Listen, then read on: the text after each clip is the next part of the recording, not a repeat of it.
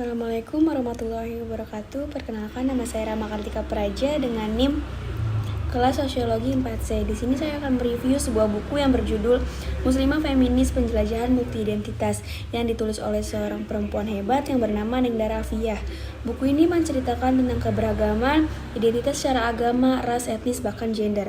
Buku ini lahir untuk menumbuhkan rasa feminisme guna melawan budaya patriarki berdasarkan pengalaman hidup yang dialami oleh si penulis. Nah, Nengdara Afiyah ini adalah seorang perempuan muslim yang lahir pada tahun 1970 di Banten. Beliau adalah anak dari ibu seorang guru agama dan ayah seorang pemimpin pesantren sekaligus tokoh ulama NU. Nah, buku ini menjelaskan tentang kisah perjalanan hidupnya yang telah mengalami berbagai identitas baik secara agama, ras, dan etnis hingga identitasnya sebagai aktivis feminis muslimah. Nah, ketika ia beranjak dewasa, Nengdara melanjutkan pendidikan di Jakarta dengan jurusan perbandingan agama. Lalu pada saat itu ia tergabung dalam forum mahasiswa Ciputat yang sebagian besarnya memiliki latar belakang kultur Islam yang berbeda, namun mereka bertemu dalam semangat tinggi yang sama-sama ingin mencari ilmu atau belajar. Nah, dalam formasi ini ia mengikuti sebuah diskusi yang membahas salah satu buku dari Arif Budiman yang berjudul Pembagian Kerja Secara Seksual.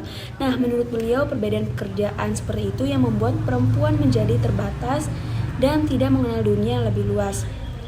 Nah, lalu dengan adanya diskusi itu, ia membentuk kesadaran baru bahwa ada masalah ketidakadilan dengan perempuan dan mencoba mensosialisasikan ke masyarakat luas. Nah, pada tahun 2000, di sebuah konferensi tentang aktivisme perempuan dalam lintas agama, ia bercerita tentang pengalaman pribadinya yang menjadi minoritas. Oleh karena itu, ia menekankan pada dirinya bahwa ia tidak boleh menganggap ada perbedaan tentang agama, ras, suku, dan ia mencoba agar memahami satu sama lain.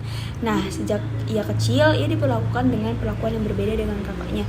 Seperti salah satu contohnya pada kakak laki-lakinya yang dikuliahkan ke Mesir, berbeda dengan dia yang hanya dikuliahkan di YAIN Jakarta.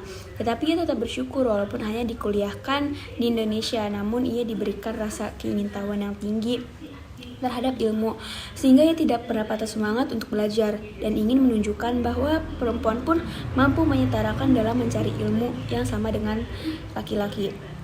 Nah, ketertarikannya terhadap kajian feminis itu tidak berjalan secara lurus dan mulus, namun tidak mematahkan semangat bagi Nengdara sebagai seorang aktivis feminis muslimah. Nah, karena itulah ia semakin tertantang dan kokoh bahwa pengetahuan feminisnya harus disampaikan kepada publik. Nah, dalam buku ini terdapat beberapa pendekatan melalui metode kualitatif. Yang pertama ada metode fenomenologi.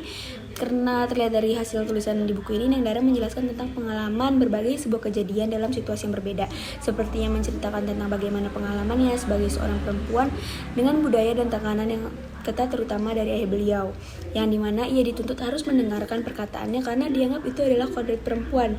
Nah, yang kedua ada metode perspektif gender. Nah, dalam buku ini fokus pada gender perempuan. Nah, ia menceritakan tentang pengalaman pribadi mengenai kehidupan seorang perempuan. Menurutnya lahir sebagai perempuan itu merupakan kodrat yang tidak bisa dipilih. Nah, sejak kecil ia dididik sebagai perempuan seperti mengerjakan pekerjaan rumah, dan sedangkan itu tidak terjadi pada kakak laki-lakinya. Nah, kisah yang dialami beliau sebagian besar dialami oleh kaum perempuan lainnya, sehingga menimbulkan pada permasalahan sosial yang dialami oleh para perempuan di luar sana. Nah, yang ketiga ada metode biografi. Dalam buku ini Nengdara menceritakan berdasarkan pengalaman dan kisah hidup yang menarik dan luar biasa, sehingga layak diangkat menjadi sebuah karya tulis. Lalu ia menyajikan dalam bentuk sebuah data atau dokumen yang valid sesuai pengalaman sejarah hidupnya. Nah, seperti kisah hidupnya yang selama ia menempuh pendidikan sehingga berada di lingkungan masyarakat Islam dengan latar belakang ajaran yang beragam, sampai pada akhirnya ia berjumpa dengan kerabat-kerabat dan mengembangkan pengetahuan tentang perempuan sehingga ia menjadi seorang aktivis feminis muslimah. Nah, yang keempat ada metode etnografi. Dalam buku Nengdara menceritakan tentang bagaimana orang-orang melakukan berbagai hal dalam hidupnya, seperti yang ada pada lingkungan masyarakatnya yang memeluk Islam dengan sistem ajaran yang